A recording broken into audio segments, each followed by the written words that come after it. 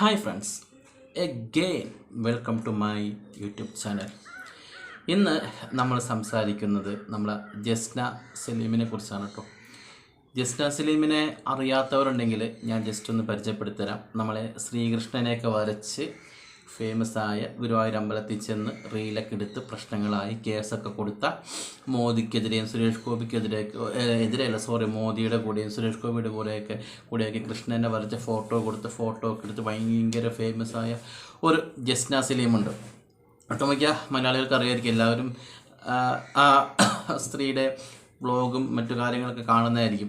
അപ്പോൾ ഇന്ന് ഈ വീഡിയോയിൽ ഇപ്പോൾ ഞാൻ ആ സ്ത്രീയെക്കുറിച്ച് പറയാൻ കാരണം എന്താണെന്ന് വെച്ചിട്ടുണ്ടെങ്കിൽ, ആ സ്ത്രീയുടെ ഒരു വീഡിയോ ഞാൻ കണ്ടു. ആ വീഡിയോ ഞാൻ നിങ്ങൾക്ക് കാണിച്ചു തരാം. അന്ന് കണ്ടു കഴിഞ്ഞിട്ട് കൂടുതൽ നമ്മൾ സംസാരിക്കുന്നതായിരിക്കും കൂടുതൽ നല്ലതെന്ന് എനിക്ക് തോന്നി. കാരണം എന്താണെന്ന് വെച്ചിട്ടുണ്ടെങ്കിൽ, ഈ ജസ്ന സലീം എന്ന് പറയുന്ന പെണ്ണ് ഒരു മുസ്ലിമാണ്, നമുക്ക് എല്ലാവർക്കും അറിയാമല്ലോ.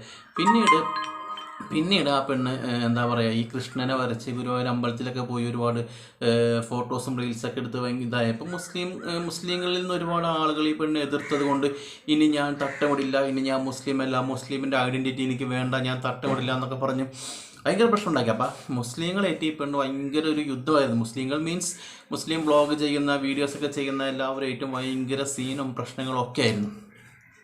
അപ്പോൾ എന്താണെന്ന് വെച്ചിട്ടുണ്ടെങ്കിൽ, അത് മുസ്ലിങ്ങളെ എതിർത്ത പോട്ടെ, ഇനിയിപ്പോൾ മുസ്ലിങ്ങളുമായിട്ടുള്ളൊരു പ്രശ്നം അവിടെ നിൽക്കട്ടെ. ഇപ്പം ഇതാ ഈ ഒരു സ്ത്രീ വന്നിട്ട് ഒരു സ്വാമി, ഒരു മലയ്ക്ക് പോകാൻ വേണ്ടി വ്രതമെടുത്ത ഒരു സ്വാമിയുമായിട്ട് ജസ്ന ഉണ്ടാക്കിയ ഒരു പുതിയ പ്രശ്നമാണ് ഇപ്പോൾ നമ്മൾ കാണാൻ പോകുന്നത്. ഈ പ്രശ്നം നിങ്ങൾ കണ്ടു കഴിഞ്ഞിട്ട് നിങ്ങൾ പറയണം ആരുടെ ഭാഗത്താണ് തെറ്റെന്ന്. ജസ്നയുടെ ഭാഗത്താണോ അല്ലെങ്കിൽ ഈ സ്വാമിയുടെ ഭാഗത്താണോ തെറ്റെന്നുള്ളത് നിങ്ങൾ പറയണം. ഞാൻ ആ വീഡിയോ നിങ്ങൾക്ക് കാണിച്ചു തരാം, എന്നിട്ട് നമുക്കൊന്ന് സംസാരിക്കാം.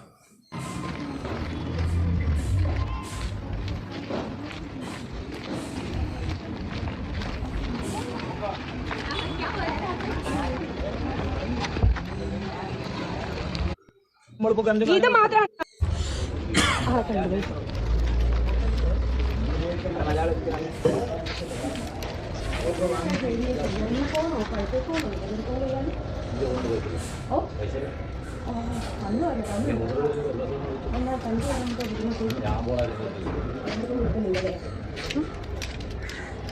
പ്രശ്നം.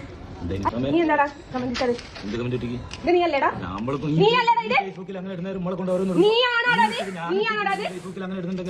എന്താ ഇട്ട് മുത്തപ്പന്റെ അടിമേൽ നീ ഒരു സാമിയുടെ നോക്കുക. സാമിയാണ് സാമി എന്ന് പറഞ്ഞിട്ട് എന്ത് ഉണ്ടാക്കൂലേ? നീ ഒരു സാമിയായിട്ട് മുത്തപ്പനെ കുറിച്ച് അങ്ങനെ പറയാൻ നിനക്ക് എന്തിന്റെ അർഹതയുണ്ടടാ? ഇത് മാത്രമാണോ? ഇനി ഇത് മാത്രമാണോ?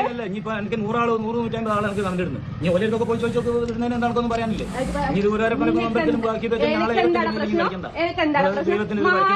മുത്തപ്പനെ പറ്റി പറയാൻ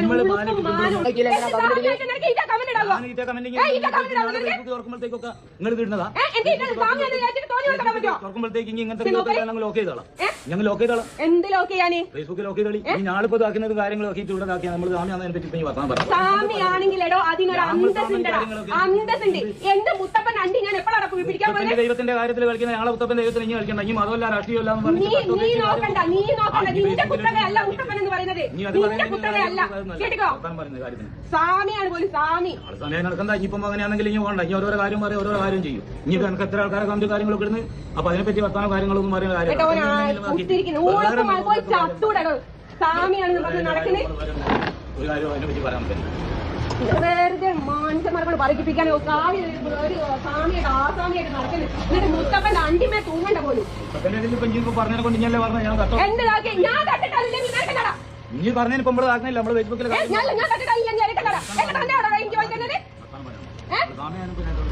എന്റെ സ്വാമി സ്വാമിക്ക് കമന്റ് ഇടല്ലേ? മുത്തപ്പന്റെ അണ്ടിമേ തൂങ്ങരുതെന്ന് പറയാൻ സ്വാമിക്ക് പറ്റൂലേ? മറുപടി പറ്റാതെ